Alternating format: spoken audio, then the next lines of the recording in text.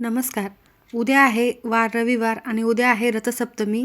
सूर्यदेवताच्या विशेष जन्मोत्सवासाठी हा दिवस अत्यंत महत्त्वाचा मानला जातो. म्हणूनच तुम्हाला उद्या अत्यंत महत्त्वाचा हा एक उपाय करायचा आहे. उद्या तुम्ही काहीच नाही केले तरीही चालेल, परंतु अंघोळीच्या पाण्यामध्ये टाका ही एक वस्तू. सर्व दोष, सर्व समस्या नष्ट होतील.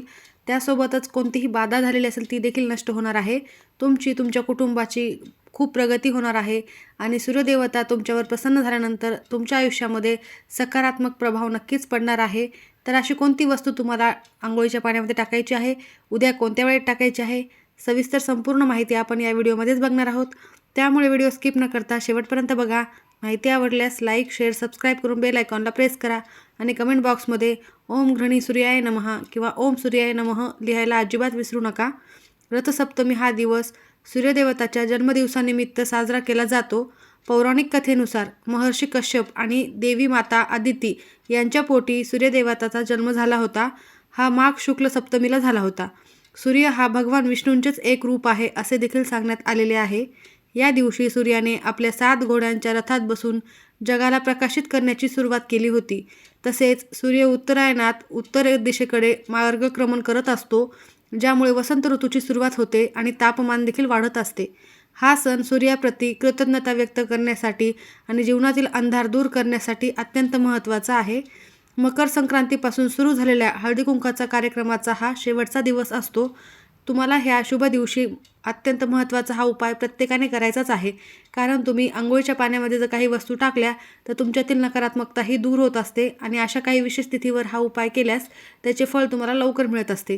कारण उद्याचा हा दिवस वार रविवार सूर्याला समर्पित आहे आणि रथसप्तमी देखील सूर्याशी संबंधित तिथी आहे. म्हणून तुम्हाला उद्या अंघोळीच्या पाण्यामध्ये या काही वस्तू टाकायच्याच आहे.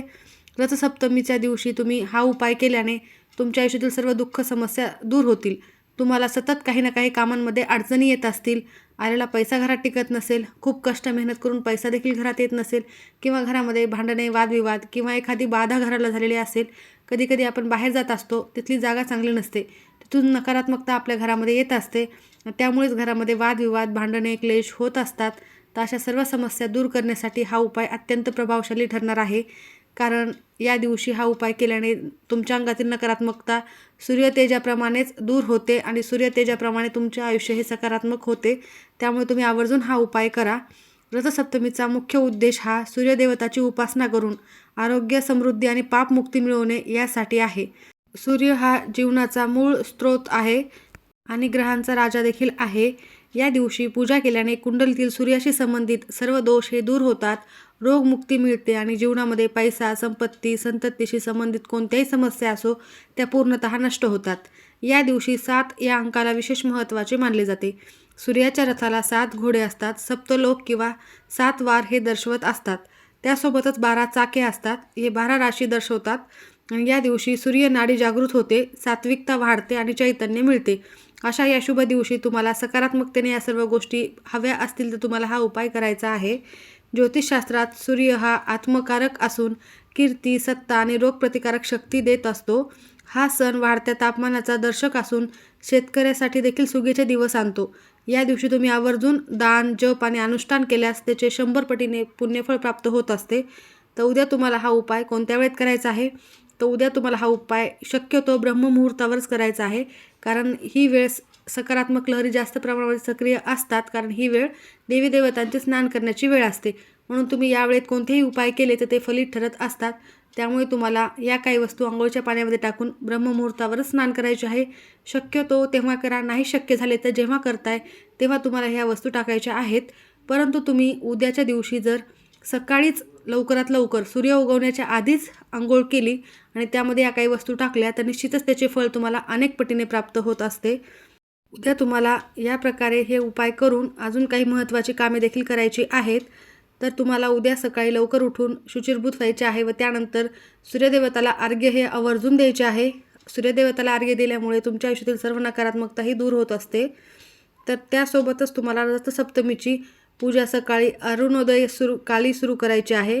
सूर्योदयापूर्वी स्नान करायचे आहे. सूर्याला अर्घ्य द्यायचे आहे. घराबाहेर 7 रंगाची रांगोळी काढायची आहे. मध्यभागी 4 मुखी दिवा देखील तुम्ही आवर्जून लावा. अत्यंत शुभ ठरणार आहे. किंवा पाटावर तुम्ही 7 घोड्यांचा रथ बसवलेल्या सूर्यनारायणाची आकृती देखील काढू शकता किंवा प्रतिमा ठेवू शकता. सूर्यदेवताची 12 नावे घेऊन 12 सूर्यनमस्कार शक्य झाले तर आवर्जून घालावेत.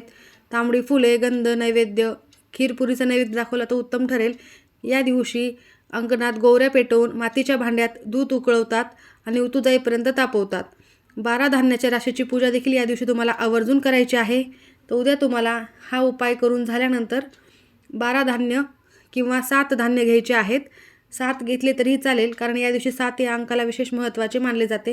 म्हणून कोणतेही सप्तधान्य घ्या. गहू, ज्वारी, बाजरी अशा प्रकारचे किंवा डाळी देखील घेऊ शकता आणि त्याची तुम्हाला हळद, कुंकू, अक्षता, फुले वाहून पूजा करायची आहे. 7 वाट्यांमध्ये ठेवा किंवा असे 7 राशीसारखे मांडले तरीही चालेल. त्यानंतर तुम्ही दुसऱ्या दिवशी ते एखाद्या ब्राह्मणाला दान देऊ शकता किंवा मंदिरात दिले तरीही चालेल. तर आवर्जून तुम्ही सप्तधान्याची पूजा करा. असे केल्याने तुमच्या आयुष्यात कशाचीही कमी पडणार नाही. घरामध्ये धनधान्य संपदाही प्राप्त होईल. त्यासोबतच उद्या तुम्हाला काही सेवा देखील करायच्या आहेत. तर आदित्य हृदय स्तोत्रम वाचायचे आहे, सूर्याष्टकम वाचायचे आहे, सूर्यकवच वाचायचे आहे. तर तुम्हाला दिवसभर गायत्री मंत्राचा आणि सूर्यमंत्राचा जप देखील करायचा आहे. संध्याकाळी सूर्यास्ताकडे त्राटक करा, म्हणजे प्रार्थना करा की आमच्या आयुष्यातील सर्व समस्या, संकटे दूर व्हावे, आम्हाला सुख समृद्धी लाभावी यासाठी प्रार्थना करायची आहे. तर तुम्ही हे काम नक्की करावे. त्यासोबतच रथसप्तमीला दान करणे अत्यंत फलदायी मानले जाते. गरीब गरजू व्यक्तींना किंवा ब्राह्मणांना यथाशक्ती दान करावे. गहू, गूळ, तीळ, लाल कपडे दान केल्यास अतिशय महत्त्वाचे आणि प्रभावी ठरणार आहे. तांब्याची भांडी किंवा दक्षिणा शक्य झाली तर दोन्हीही दान करावे. उर्वरित दुधाचा प्रसाद सर्वांना वाटावा. या दानाचे 100 पटीने फळ प्राप्त होते आणि जीवनामध्ये सुखसमृद्धीही येते.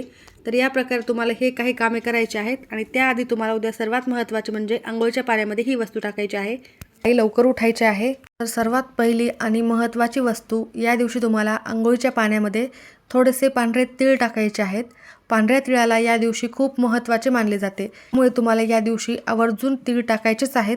लहानातल्या लहान मुलांपासून ते मोठ्यांपर्यंत सर्वांनीच अंघोळीच्या पाण्यामध्ये चिमूटभर तीळ टाका. त्यानंतर दुसरी एक गोष्ट आहे ती म्हणजे पंचगव्य तुम्हाला तुमच्या अंघोळीच्या पाण्यामध्ये टाकायचे आहे. अंघोळीच्या पाण्यामध्ये पंचगव्य टाकून स्नान केल्याने आयुष्यातील सर्व अडचणी, समस्या ह्या नष्ट होतात आणि प्रगती होत असते. पंचगव्य हे तुम्हाला ज्या ठिकाणी पूजेचे साहित्य मिळते तिथून आणायचे आहे. तिथूनच त्यासोबतच तुम्हाला एक गंगाजलची बॉटल देखील आणायची आहे. जर तुमच्या घरी असेल तर ते टाका, नसेल तर तुम्ही पूजा साहित्य मिळते तिथून आणायची आहे. ती देखील थोडीशी तुम्हाला अंघोळीच्या पाण्यामध्ये आवर्जून टाकायचीच आहे. त्यानंतर तुम्हाला अंघोळीच्या पाण्यामध्ये थोडेसे खडे मीठ टाकायचे आहे. खडे मिठाने कोणतीही नकारात्मक ऊर्जा असो तुमच्या अंगातली ही नष्ट होत असते आणि त्यानंतर तुमचे शरीर पवित्र आणि शुद्ध हे होतच असते. खडे मीठ तुम्ही अंघोळीच्या पाण्यामध्ये टाकल्याचे अनेक फायदे आहेत, त्यामुळे तुम्ही ते आवर्जून टाकावे. ते जर नसेल तर तुम्ही दररोज जे वापरता मीठ ते टाकले तरीही चालेल. त्यानंतर तुम्हाला चिमूटभर हळद ही अंघोळीच्या पाण्यामध्ये टाकायचीच आहे, कारण हळद ही अतिशय ऊर्जावान आहे. यामुळे माता लक्ष्मी तुमच्या घराकडे आकर्षित होत असते. हळदीने देखील तुमच्या अंगातील नकारात्मकता ही दूर होत असते. अंघोळीच्या पाण्यामध्ये टाकायची आहे, ही देखील सकारात्मकतेचे प्रतीक आहे. आता या सर्व वस्तूंपैकी कोणतीही 1 किंवा 2 किंवा 3 वस्तू टाका किंवा संपूर्ण वस्तू तुम्हाला मिळाल्या तर तुम्ही आवर्जून टाका. या सर्व वस्तू खूपच सकारात्मक वस्तू आहेत. यामुळे नक्कीच तुमच्या आयुष्यात बदल झालेला तुम्हाला नक्की जाणवेल.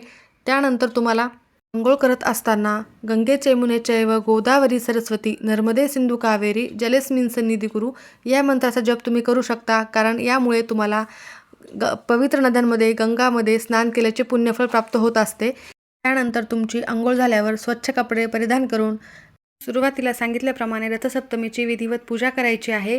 त्यानंतर सूर्यदेवताला देखील अर्घ्य द्यायचे आहे. ओम घृणी सूर्याय नमः या मंत्राचा जप करायचा आहे. 7 राशींची पूजा करायची आहे. तर आवर्जून करा. माहिती आवडली असेल तर नक्की लाईक करा. सर्वांचे खूप खूप धन्यवाद.